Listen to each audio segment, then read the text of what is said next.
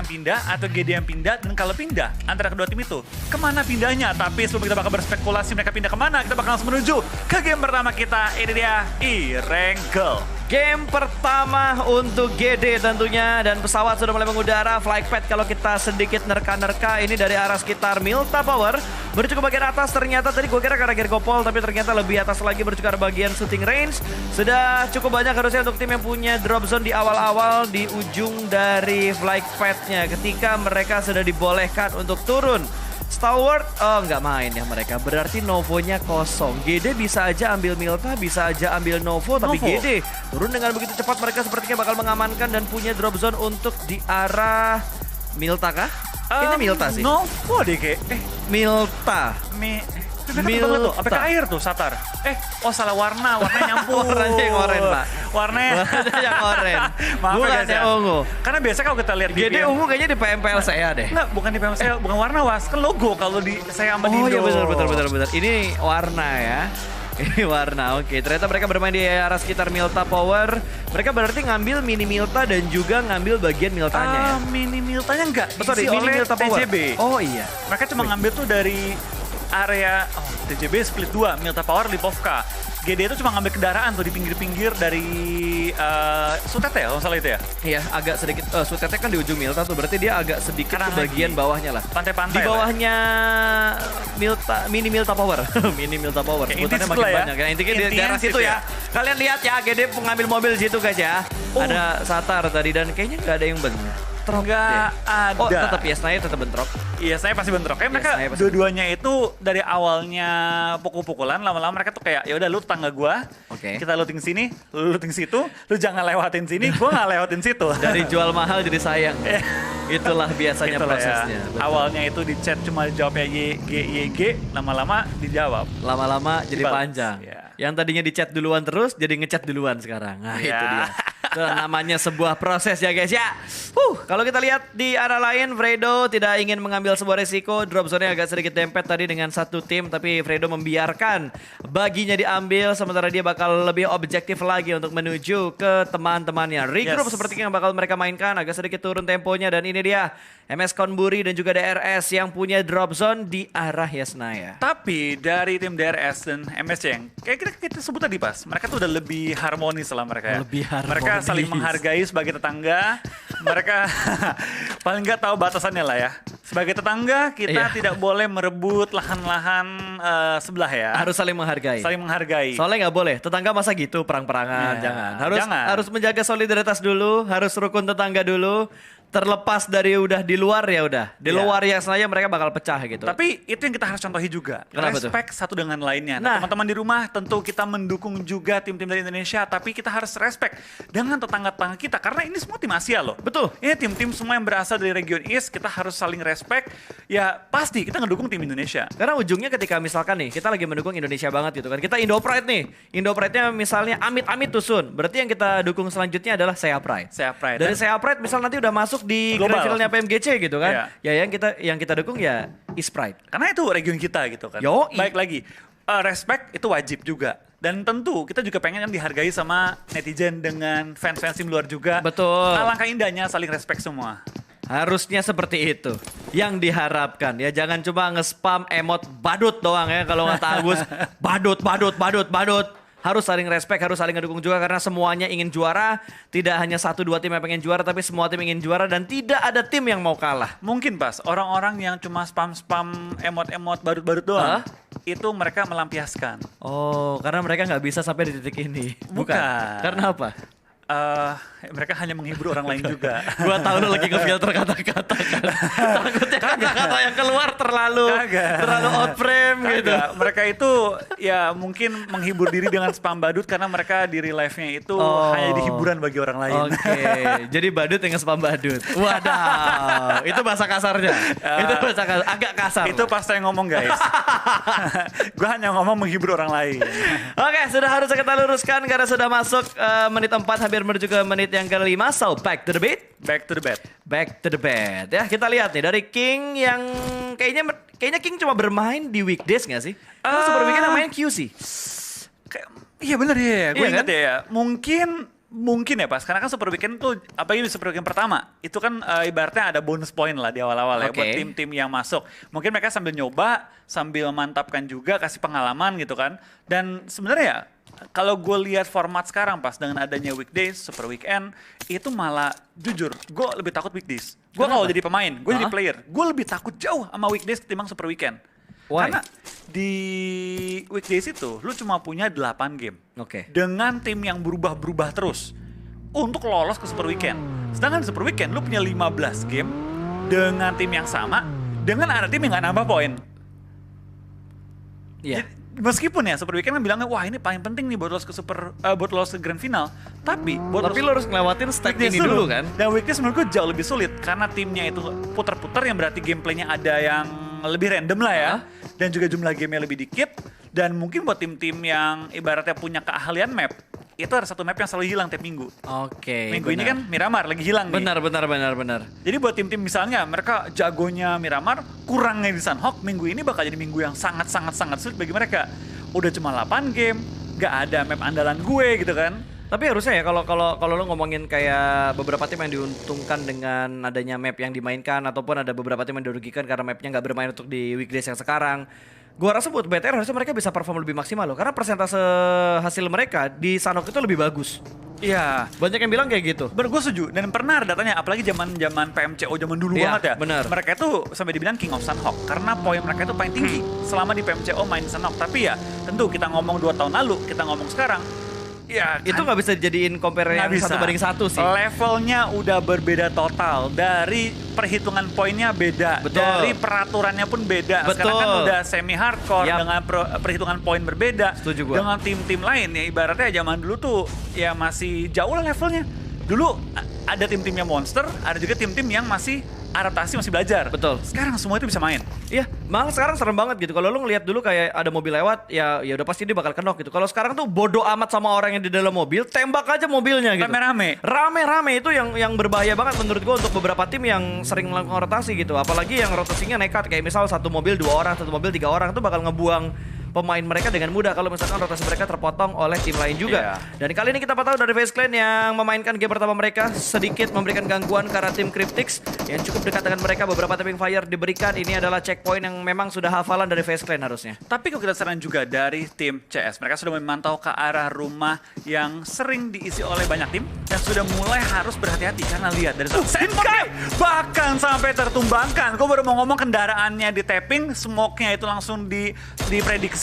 Tapi ternyata dari seorang Mr. Five nggak cuma prediksi, mengenai targetnya dan menumbangkan lawannya Senkai dalam posisi knockout dan posisinya bener-bener kalau kita ngomong jelek untuk knockout. Iya betul. Ini terbuka banget masuk ke angle FaZe Clan dan teman-temannya itu pasti mikir sekali, 2 kali, 3 kali buat nge-revive. Kecuali mereka bisa untuk numbangin satu pemain FaZe trading jadinya. Ya itu dia. Ini gua rasa nggak bakal diselamatin sih. Kalaupun diselamatin, gua rasa tidak boleh 1 orang doang, tapi 2 orang juga bakal dibutuhin. Tapi ternyata dari Bir yang melakukan flank dia mendapatkan tekanan, namun dari Mr. Five mendapatkan sebuah confirm elimination dan Bir hampir aja ada trade talk yang terjadi, namun dari Lazy Boy masih belum bisa untuk mendapatkan hit terakhirnya karena Bir 11. Satu pemain FaZe terselamatkan, malah kali ini dari Lazy Boy tidak ada pemain, mobil pun jadi yang diincar. Betul, tapi kita bakal lihat dari tim CS ya, mereka terlihat gitu, mereka tahu bahwa kondisinya ini temen gue sangat sulit diselamatkan. Apa yang gue lakuin, gue coba pick off pemain lawannya.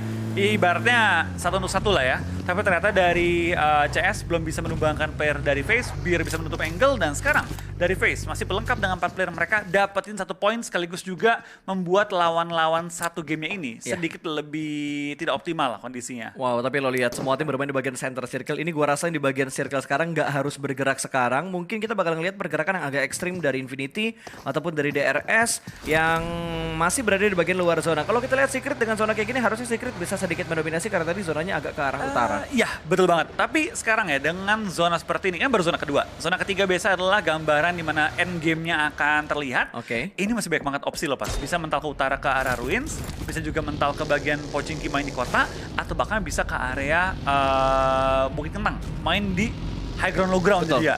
Ini masih banyak opsinya. Menurut gua, kalau sekelas PMGC ya, nggak akan ada tim-tim yang tabrak-tabrakan terlalu besar sih. Kecuali mereka sambil lewat dan ke pick off, ada fight kecil yang terjadi. Kalau 4 lawan 4, sangat kecil kemungkinannya untuk di sekelas PMGC, untuk di awal-awal gini. Ya, gue setuju banget, apalagi ini udah minggu yang kedua gitu. Gue yakin semua tim udah mapping, udah melihat pergerakan dari beberapa tim juga. Mengingat kemarin dari Sanhok dan Jericho juga dimainkan cukup banyak, tapi tiba-tiba Jimmy mendapatkan sebuah target. Kali ini Tony bakal lewat. ngiprit begitu aja. Namun tidak ada knockdown yang diamankan oleh seorang Jimmy. Dan hampir saja Tony tumbang, tapi ternyata ada sedikit sandwich yang dilakukan oleh tim Nova. Mereka melakukan setup untuk memotong rotasi dari baseline. Dan Tony K meledak di tangan seorang Order. Tapi lihat 3 angle, Flo. Itu dia pas gue mau sebut. Nova, mereka tahu bahwa tim-tim lain akan rotasi di lapangan ini. Dengan begitu terbuka, apa yang mereka lakuin? Mereka nggak cuma stay di rumah. Mereka nggak cuma stay di perbukitan depan. Mereka nyebar sampai ke open field, ada yang forting, sampai ke batu-batu diisi. Karena mereka tahu akan ada mobil, akan ada skuter yang lewat tengah-tengah situ mencek areanya. Dan wah, itu benar-benar Itu kayak digiring gak sih lo? Iya, kayak Lewat dari Jimmy, ketangkep Paraboy. Itu dia. Gila, terakhir Order tadi ya? Ini satu hal yang gue yakin dengan tim-tim lain lihat, oh bisa kayak gini mainnya ya. Ini mungkin kita bakal sering lihat ke depannya. Tempat jalur-jalur rotasi diisi sama banyak tim dengan berbagai angle. Iya betul. Terus ini bisa dibilang kayak next play-nya tim China gak sih? Dimana kalau kemarin ya, minggu pertama kita ngeliat splitnya 2-2. Sekarang kayak lu ngebentuk segitiga 1-1-1. Iya, karena lo kan logikanya gitu pas. Orang ke tengah lapangan, siapa juga sih yang mau setup tengah lapangan? Iya betul, logika dasarnya begitulah ya. Di counter sama mereka. Bener. Ya udah silakan rotasi lewat lapangan kosong, tapi nggak kosong sebenarnya. Gue nyebar di mana-mana. Gila men, 3 angle loh. Itu untung satu mobilnya cuma Tony K doang. Kalau tadi 2, gue rasa bakal hilang tuh 2 dengan cepet. Iya, korban scouting ya. Nah, dan posisinya tadi kalau nggak salah dari Tony K juga, kalaupun dia turun dari mobil, itu open dari Paraboy masih bisa nembak, dari Order yang punya high ground di bagian rumah juga masih bisa nembak. Kalaupun nggak open, dijepit lama-lama. Wah gila men. Itu next level banget sih. Itu horror banget itu ya setupnya. Buat teman-teman yang nonton, bersyukur kalian menjadi orang-orang pertama yang melihat ini. Langsung bisa dicatat ya guys ya. Tapi yang harus dicatat juga dari Novanya, mereka udah pakai strategi ini nih. Nah, Iya.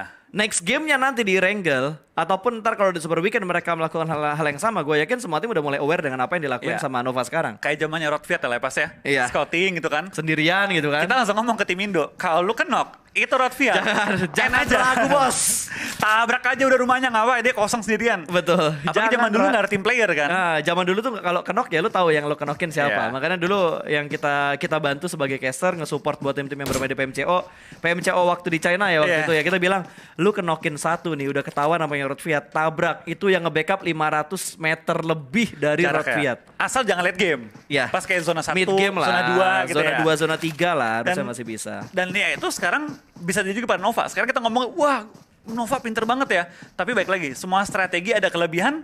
Dan ada kekurangannya. Iya, tentu kita sebagai ya analisa ya, kita ngomong penganalisa game kali ini, kita harus baca. Kelemahannya adalah apa? Sekali ada yang ketangkep, susah untuk di backup. Betul, dan lihat setup mereka tuh jauh banget loh. Dari Paraboy ke area Order, oke lah deket. Tapi 2 pemain lain, Jimmy, itu benar-benar jauh banget. Bahkan mereka mengamankan bagian rumah di sekitar school, memantau pergerakan yang datang dari arah Bukit Kentang, dari arah school, ataupun dari arah Rozoknya. Wah. Dan sudah mulai ada close combat yang bakal terjadi kali ini. Lazy Boy bakal mengokang granat yang menuju ke arah Cryptix yang ada di... Oh sorry, bukan Cryptix, tapi ada satu tim yang ada di bawah mereka kali ini. Wait, itu Cryptic, 2 berarti ya? CS dan juga Oh DE. iya betul, warnanya C dan juga DE-nya. Alright, agak sedikit keliru gua, tapi lemparan granat dari bagian lantai 2 sedikit memberikan tekanan menuju ke arah seorang Frag Boy. One man low HP, dan ada granat berikutnya bakal dipantulkan dari bagian lantai 2, namun ternyata pecahan kacanya membuat arah granatnya sedikit berantakan. Lazy Boy masih ada di bagian atas dari rooftopnya, dan 3 pemain dari Dead Eyes akan segera tabrak ke bagian atas, sedikit mengamankan bagian balkon lantai 2 yang terlebih dahulu. Namun di arah lain dari Jimmy berhasil diamankan, ternyata Ipul berhasil memotong rotasi dari Nova, dan ada lemparan granat dari Lazy Boy meletup. Namun belum ada yang takedown, tapi ternyata malah granat dari El Chapo yang ada di bagian lantai 2 berhasil mendapatkan 1 pemain dari Dead Eyes. Pembangunan push yang begitu rapi dan timing push yang di counter oleh tim Cryptix di bagian atas, bahkan Zivu pun tumbang. 2 pemain dari Dead Eyes pun hilang, dan hanya menyisakan on top yang ada di bagian rumah, luar rumah garasi. Ya, itu defense rumah yang begitu baik dari tim CS mengusir tim DE, bahkan tinggal sisa seorang on top yang bertahan seorang diri. What a nice play dari CS. PD-nya mereka, timingnya mereka bener-bener on point, membuat tim DE sekarang malah harus tarik mundur meninggalkan area yang mereka tadi pengen serbu. Tapi fight nggak cuma di area tim CS, sekarang dari tim DWG, dari tim FaZe mulai berperang juga. DWG bahkan tinggal seorang Juni yang bertahan seorang diri karena Sung langsung dipulangkan ke lobby. Tapi lagi fight FaZe diganggu lagi sama tim TS. Kali ini mana TS menemukan targetnya, mendapatkan yang dia incar. FaZe dengan 2 player yang tersisa kali ini yang masih bertahan langsung dimajuin, dan Fredo menjadi jumper karena Zona langsung lompat, tapi langsung dibalas oleh seorang Mr. Five yang melakukan trade knock ke arah tim TS. Tapi Mr. Five kali ini tinggal berdua, harus menghadapi jumper, harus menghadapi Kid. Kali ini bakal bertahan di balik itu broken wall, akan kali HBD tembak nggak kena, tapi ketahuan posisinya Mr. Five bakal 2-on-1 situation. Alright, masih tersembunyi di balik sebuah smoke, tentunya sedikit memainkan temponya juga, ada sedikit vaulting yang dilakukan oleh tim Secret. Jumper bakal men-sandwich dari sebelah kanan dan dua depan belakang ternyata berhasil mendapatkan sebuah takedown kembali, dan Beer 11 terlambat dalam memberikan backup fire. Jumper low HP tapi masih bisa bangkit. Ketiga pemain Secret yang ada di area Castle tinggal menyelamatkan Fredo yang sedang ter-knockdown saat ini. Last man standing, dan ini sulit banget untuk menyelamatkan atau merevive Vin Torres. Tapi di sisi PMGC tidak ada waktu yang kita bisa benar-benar bersantai, tidak ada waktu di mana kita boleh berpaling dari target kita. DWG. Karena lihat dari face plan mulai masuk depan, ada DWG Gak kanan, bisa sih. ada Kid juga TS. Apakah bakal jadi 5? Vin Torres sudah mulai gelap layarnya dan kesangkut. jadi snowman karena tersangkut. Tapi dari Secret mereka nggak berdiri saja. Tampaknya mereka dapat info bahwa Bir lagi pengen coba untuk melakukan revive. Mereka maju ke depan, mereka lihat juga zona tengah di mereka, yang berarti sekarang tim Secret udah nggak harus take over, tinggal nge-defense. No, granatnya, what? Sebuah predicate yang hampir saja mendapatkan seorang Beer 11 yang menjadi last man standing untuk FaZe Clan.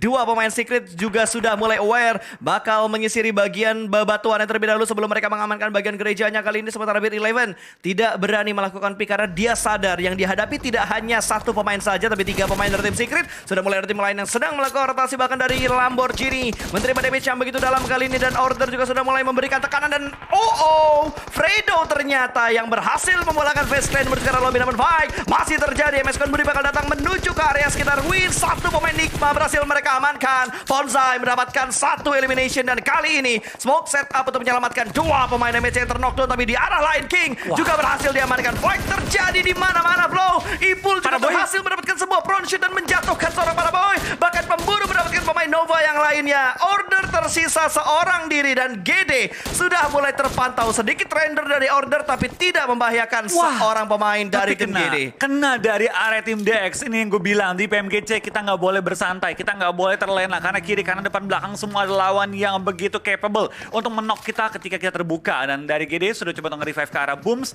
tapi lihat di depan mereka ada TJB, kiri mereka ada tim lain, dan sekarang dari GD belum masuk ke arah zona, yang berarti mereka masih harus maju ke depan. Majunya itu nggak kosong, itu open banget, yang berarti dari GD harus mempertimbangkan apakah mereka mau forting, apakah mereka mau coba tabrak ke arah Ruins, atau mereka mau coba tahan blue zone dikit, tunggu pop up kemana baru mengambil langkah ke depannya. Itu gue rasa lebih bijak sih, tapi bakal beresiko juga karena bakal ada tambahan damage dari blue zone-nya ketika mereka ingin masuk ke dalam zona, belum lagi dari tim yang bakal memotong rotasi mereka. Ponsai kali ini berhasil mendapatkan seorang Ipul tadi, mendapatkan satu knockdown menuju ke arah For Rifles, tapi nggak akan bisa untuk dipulangkan ke arah lobby karena tercover dengan beberapa gundukan yang ada di sekitar For Rifles. Tapi lihat, dari Nova mereka sudah bergerak, dan ternyata Order berhasil menyelamatkan seorang Paraboy, di mana itu darahnya udah hilang. Darahnya udah hilang, hampir kehilangan satu anggota lagi untuk Nova. Tapi dari Nova berhasil nge-revive dua teman-temannya. Dari seorang Order berhasil nyamperin dua temannya di revive. Sekarang mereka kembali dengan tiga pemain mereka di pinggir zona. Sedangkan dari For Rifles, tampaknya mereka tadi tidak meng-end pemain-pemain dari Nova, dan malah di sebelah mereka kali ini sudah di-revive dua pemain yang berbahaya dari posisi mereka. Tapi lihat dari seorang Epi, bakal coba bertahan di balik beberapa smoke yang sudah dilontarkan. Lamborghini kan ini di tengah-tengah area Ruins bersama dengan tim DWG dan juga tim MSC masih coba untuk menahan posisi mereka. TS punya bangunan gereja yang tentunya membuat mereka punya high ground advantage di sekitar area Ruins-nya. Ya, ini gue bilang mungkin yang sabar yang bakal diberikan keuntungan lebih dibandingkan tim-tim lain, karena mereka sudah mendapatkan beberapa obstacle untuk mereka bersembunyi juga, termasuk dari Cryptix mungkin yang sedikit lagi untuk bergerak masuk ke dalam zonanya. Namun mereka sedikit tertahan oleh TJB yang ada di bagian rumah banjir juga. El Chapo bakal memberikan follow up dari bagian belakang, mobilnya bakal ngacir begitu aja, namun Arte bakal begitu lengket dari seorang Hasir, tapi masih belum bisa mendapatkan knockdownnya menuju ke arah seorang El Chapo, berhasil menyelamatkan diri di tengah-tengah rotasinya. Blue Zone sudah mulai menghimpit juga karena sudah mulai masuk untuk Blue Zone yang keempat. Akan segera muncul circle yang kelima, tapi di arah lain Lazy Boy diamankan oleh seorang Bambu. Satu tumbang kali ini sudah ter-take down satu anggota dari TJB. Ya, tapi kita lihat gak cuma TJB, di kiri kanan depan belakang sudah mulai perang terus kali ini. Blue Zone pun sudah mulai mengikis nyawa dari TJB yang kian tertekan di balik tembok-tembok ini digunakan sebagai pertahanan, tapi dari attacker tertumbangkan. CS tampaknya tidak mau melepaskan TJB, bahkan diratakan ke arah lobby. TJB hanya pulang dengan 1 poin di kantong mereka, sedangkan dari CS meng-clear pinggiran circle, dan sekarang langsung mengantongi jumlah elim yang menurut gue cukup membawa mereka untuk akhir game ini. Wah gila men, timing nades mereka begitu bagus banget dan mereka begitu bersabar untuk memberikan beberapa counter nades ke arah pemain-pemain dari TJB. Dari Dead Eyes juga sudah dipulangkan menuju ke arah lobby, 12 tim tersisa kali ini. Tani bakal melemparkan granatnya menuju ke arah 6-8. Cukup dekat tentunya, ada Yu yang juga yang bakal menjaga angle ke arah seorang Logan. Bermain di bagian lower ground agak sedikit berbahaya karena bagian belakang dari Logan benar-benar terbuka. Namun Melas sudah memberikan follow up dari bagian belakang dan Paraboy. Entah ini kenok yang keberapa untuk Paraboy, tapi dari Nova mereka semakin tertekan tentunya. 6-8 berhasil menjadi santapan dari Katani. 3-3 set tadi berhasil mereka amankan dan booms! Wow. Rotasi begitu barbar, mereka langsung tabrak aja lah, gak usah mikir-mikir. Wow, dapat satu area touchdown yang menurut gua aman. Tapi 3 pemain lainnya terjebak di arah kali kalau kata Dona. Yes, ini mungkin dari GD mengambil keputusan bahwa kita aman dulu. Urusan nanti kita masuk ke circle itu next step-nya dulu. Karena dari GD 3 orang langsung nyemplungin kendaraan mereka, bakal berenang-berenang meskipun mereka tahu bahwa Secret akan coba menembaki ke arah mereka. Tapi Secret gak bakal bisa 100% fokus ke GD. Dekat dengan mereka juga cukup banyak tim yang pengen mengambil posisi mereka. Di lain sisi dari tim 6-8, Taoshi dan kawan-kawan sudah masuk ke area circle mengambil pinggir-pinggiran perairan. Dan dari DX pun kehilangan member mereka karena Juni yang dari tadi bertahan seorang diri coba untuk ngumpet di balik runtuhan ruins. Ini bahaya banget sih tentunya dengan setup seperti ini. Lo tahu sendiri banyak banget bangunan-bangunan dan juga beberapa ya hal-hal yang menutup angle shoot juga. Kali ini dari Juni bakal memantapkan rotasinya dia, memantapkan angle-nya dia juga untuk mendapatkan sebuah confirm elimination lagi. 2 pemain dari The Xavier yang bakal menyisa kali ini. Rabis bakal melemparkan granatnya ke arah seberang sana. Juni bakal menggocek granat dari pemain-pemain The Xavier. Lamborghini masih belum mengetahui di manakah keberadaan last man dari tim DWG. Sementara Taoshi sudah berhasil diamankan, ter-take down satu anggota dari 6-8 di bagian pinggir kali. Mafia Ninja bakal mencari keberadaan dari pemain-pemain 6-8 yang lainnya dan hanya ada 1 pemain terakhir yang ada di bagian sungai. Nova selesai, Yu Yang juga selesai, hanya ada Sunan yang tersisa di bawah kali Irengko. Yes, bahkan Sunan berani menahan sakitnya dari tenggelam karena dia pelan-pelan mau coba untuk bertahan hidup. Tapi dari Mafia Ninja dan kawan-kawan tampaknya coba terus melakukan clearing terhadap tim-tim sekitar mereka. Taoshi di belakang karena lobby, STE dalam posisi yang tidak terlalu baik. Tapi lihat GD sudah berhasil untuk keluar dari perairan dengan 3 player mereka bertahan. Tapi dari TS terlalu lama nge-pick, bahkan sampai masuk ke zona kita selanjutnya. Dan ini GD cukup aman juga untungnya. Ini gue rasa GD tinggal menjadikan Secret tameng mereka sih. Secret yang bisa nembak bebas gitu dari arah high ground, sementara GD hanya bisa bertahan di bagian bawah castle dari tim Secret. Gue rasa mereka tinggal menjadikan Secret tameng mereka aja. Bodyguard lah jadi. Betul. Ya.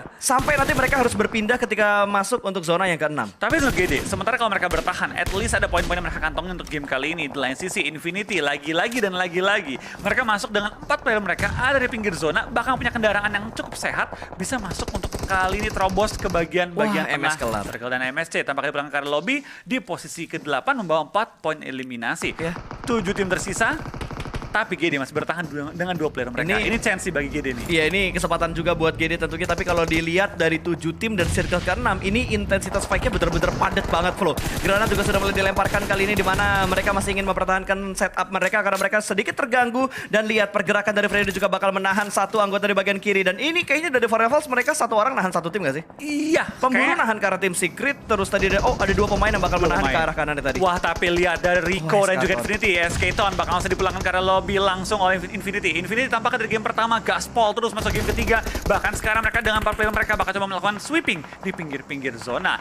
7 jam tersisa, GD tampaknya bakal menjadikan TS sebagai bodyguard mereka yang bertahan lebih lama lagi. Betul. Dan terlihat juga dari berbagai tim bermain dengan sangat-sangat galak. Bahkan GD masuk udah ke-6 nih. Udah masuk ke-6 nih. Secret, lihat 12 elimination sudah dikantongi. Dan kalau kita ngomong secara posisi, mereka number 1 positionnya. Harusnya ya untuk circle yang sekarang saat ini juga sedang kita lihat tentunya di mana ada granat yang bakal dilemparkan oleh seorang Tani. Low HP di bagian dalam, tapi Fredo juga memberikan tekanan bersama for Rivals. Ini tim Malaysia benar-benar mendominasi banget. Lebih lagi untuk tim saya sekarang ya. Benar-benar mendominasi dan Infinity meratakan Rico ke arah lobby. 5 tim tersisa termasuk GD Kids di menit ke-23. Yap, inilah momen dimana hal terbaik yang dilakukan adalah tidak melakukan apapun untuk GD. Tidak nembak, tidak membuat suara, tidak memberikan informasi kepada TS bahwa ada orang yang lagi jadiin mereka tameng. Karena GD, kalau bisa nahan sedikit lebih lama, mereka bakal masuk top 3 kan atau 4 pun sudah dicapai kali ini. Ini kayaknya dia bisa ngagetin 1 tim ada di sekitar dia deh. Ada di bagian kanan tentunya bakal sampai Daybot lagi dan lagi Daybot. Benar-benar on fire. Daybot benar-benar step up dari Alisea bercukup MGC. Ini benar-benar pemain yang sangat-sangat terspotlight oleh gua. 1 knockdown dan 1 elimination dikumpulkan oleh Daybot. Close combat tadi berhasil mempertahankan tempat untuk GD sementara ini, dan Infinity mendapatkan tekanan dari 2 tim. Kanan dia ada DRS yang sudah mendapatkan 1 anggota mereka, bahkan Daybot lagi yang berhasil mendapatkan sebuah steal elimination. What a nice play, dan ada lemparan dari seorang Tani bermain di bagian pinggir kali. Tentunya ada AG juga belum terspot. Ada smoke yang sudah mulai terlihat, bahkan smoke-nya mantul through the smoke dan berhasil mendapatkan 1. Tani sedikit memberikan poin tambahan dan bakal langsung tabrak aja menuju ke bagian pinggir dari zona yang sedang melakukan healing. Langsung dipulangkan menuju ke lobby. Tani ditembak dari belakang dan top 3 untuk Genesis Dogma Kids di game pertama mereka. Yes, tampaknya dari GD meskipun tadi terjepit, meskipun mereka benar-benar terlockout, sekarang top 3 sudah tercapai dengan kondisi yang tidak optimal di awal-awal. Tapi sekarang GD nggak bisa bertahan di balik ke TS lagi. TS tahu bahwa ada tim yang mempergunakan mereka. Dan sekarang dari GD terpaksa ikutan berenang juga. Ini Chill bakal coba untuk bertahan selama mungkin dan berharap DRS tumbang duluan daripada ini mereka. Udah nggak jadi FWB lagi ya. Udah nggak ada friend with benefit lagi. Udah harus perang antara Secret dan juga GD tentunya. Tapi dari Secret ternyata bakal fokus menuju ke arah DRS terlebih dahulu. Ini hal yang gue suka karena akan memperbagus hashtag untuk GD. Ayo, TS bisa. TS bisa. Let's go TS. TS bisa. Lihat, Dicil terspot. Kids mendapatkan Dicil langsung dipulangkan ke arah lobby karena sudah tidak ada kesempatan lagi. Jumper bakal turun ke bagian bawah. Daybot menahan di bagian belakang tentunya. Kali ini bakal menjadi cacing di laut. Terlihat oleh Jumper. Dikejar dan ada granat yang sudah mulai dikokang oleh seorang Jumper. Sedikit predict nades. Tapi Daybot sudah mulai bergerak menuju ke arah sebelah kiri. Tentunya bakal meletup. Hanya splash damage yang diberikan. Jumper bakal menjadi informan di bagian laut, di bagian kali ataupun di bagian sungai. Iya, tapi tampaknya dari Daybot hanya bisa berenang. Tapi lihat ledakan lontaran ke arah Nima. Apakah bakal connect? Apakah bakal connect? Tampaknya. Please, hashtag 2, please. Berenang dia. Dia berenang. Please, Daybot. Please. Hashtag 2 yuk. Hashtag 2 yuk. Yuk, hashtag 2 yuk. Please. Nima duluan. Ya ampun. Please. Daybot bakal butuh belakang Lewis. No. Tapi nice try dan congratulations untuk tim Secret yang berhasil mendapatkan winner chicken dinner di game ketiga hari ini. Yes, dengan jumlah eliminasi mencapai 17 eliminasi dari tim Secret. Benar-benar mengamuk di game pertama mereka. Tapi dari GD setelah super weekend Day 3 yang begitu baik, mereka melanjutkan tren positif mereka memasuki weekdays kita. 14 poin masuk ke kantong tim Genesis Dogma Kids. Wah gila, cakra gue kebuang banyak di game ini cuy. Gila men, pertandingannya seru banget, fight-nya intens banget. Gue dikejutkan dengan satu momen fantastis di awal-awal tadi, di mana Jimmy nembakin si Tony K. Ya. Terus ada Paraboy juga yang ngasih follow up dan order yang jadi finishingnya gitu. Habis itu fight-nya benar-benar intens di rumah banjir, di sekitar Rozok, di area sekitar school. Rotasi dari GD juga agak sedikit tertatih-tatih tadi, di mana ada 4 vehicle dari GD yang YOLO banget untuk ngambil daerah perairan yang ada di Ruins.